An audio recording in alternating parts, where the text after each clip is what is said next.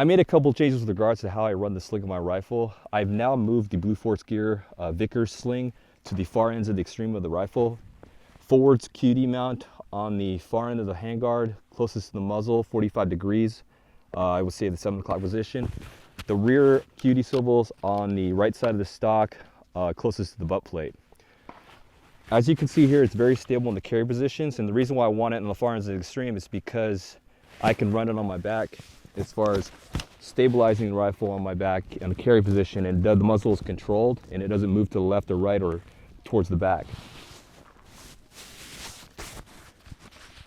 Now, as far as why I run the QD mount on the right side as opposed to the left side, I'm a right-handed shooter, is because when I want to do a shoulder transition, if for some reason I do a shoulder transition, I can switch shoulders, move the sling. The sling does not choke my neck.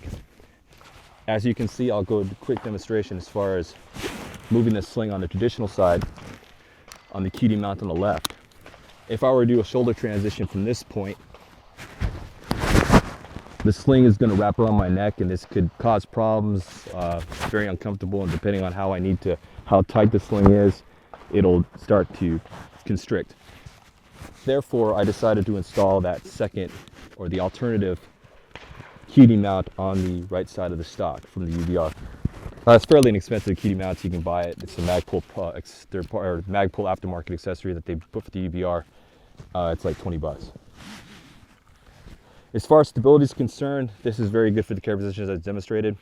I used to, if you saw my earlier review of the sling, I used to run the QD mounts, or the sling on the QD mounts closest to the receiver. So the front QD mount was close to the closest to the receiver, and the rear sling mount was close to the receiver.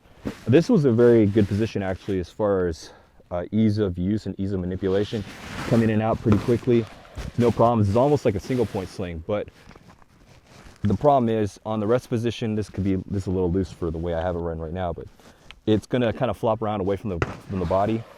And if I run the rifle on the back, it has a tendency to sway right or left, or it'll fall backwards, depending on how tight that sling is.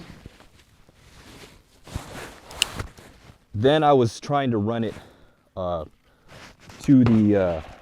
with the front QD mount close to the receiver, and then the rear QD mount to the far end of the buttstock, and that was okay at that point in time, but it didn't give me the same advantages as far as ease of manipulation as with close to the receiver, and it was still just as unstable.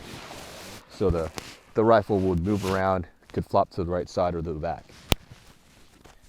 Forward position, rest position was fine. Then I tried running it forward and far to the rear, and that's where I came with the problem of the shoulder transitions. If I were to shoulder transition, that's when I would get that neck constriction on the sling. So that's why I ordered that alternative QD mount for the UBR to run that sling position, or that QD sling point on the right side of the stock. So, and that's how it is as far as that's concerned. Now, with regards to the foregrip, I wanted to try something else besides the Bravo Company Key Mod vertical short foregrip. I went with the Knights Armament hand stop, and this seems to work pretty well, because all I really cared for at that point in time for the foregrip is just an index point for where to place my arm or my hand. So that's what I got rid of the foregrip.